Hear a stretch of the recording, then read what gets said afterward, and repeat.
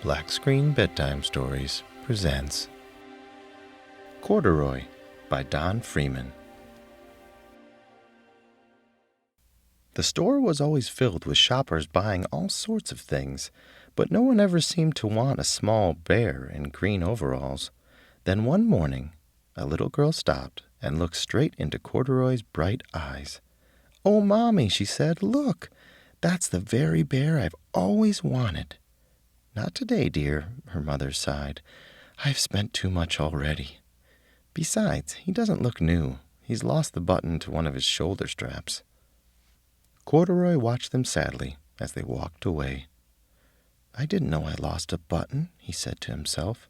"Tonight I'll go see if I can find it." Late that evening, when all the shoppers had gone and the doors were shut and locked, Corduroy climbed carefully down from his shelf and began searching everywhere on the floor for his lost button. Suddenly he felt the floor moving under him. Quite by accident, he had stepped onto an escalator, and up he went. Could this be a mountain, he wondered? I think I've always wanted to climb a mountain. He stepped off the escalator as it reached the next floor, and there, before his eyes, was a most amazing sight. Tables and chairs and lamps and sofas and rows of beds. "This must be a palace," Corduroy gasped. "I guess I've always wanted to live in a palace." He wandered around admiring the furniture. "This must be a bed," he said. "I've always wanted to sleep in a bed." And he crawled onto a large, thick mattress. All at once he saw something small and round. "Why, here's my button," he cried, and he tried to pick it up. But like all the other buttons on the mattress, it was tied down tight. He yanked and pulled with both paws until, pop! Off came the button, and off the mattress Corduroy toppled, bang, into a tall floor lamp. Over it fell with a crash. Corduroy didn't know it, but there was someone else awake in the store.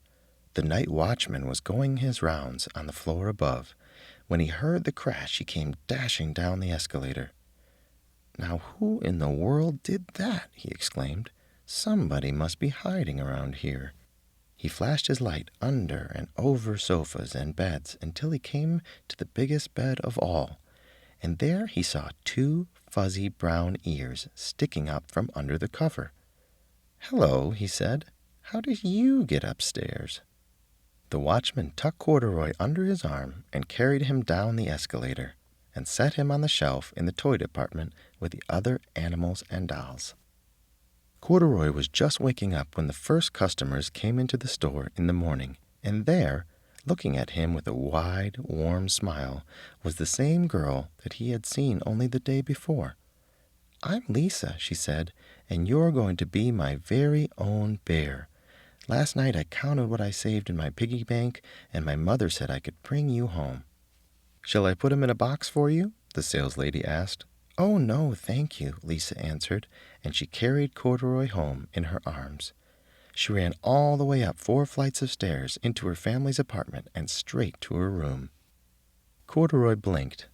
There was a chair and a chest of drawers, and alongside a girl-sized bed stood a little bed just the right size for him. The room was small, nothing like that enormous palace in the department store. "This must be home," he said. "I know I've always wanted a home." Lisa sat down with Corduroy in her lap and began to sew a button on his overalls.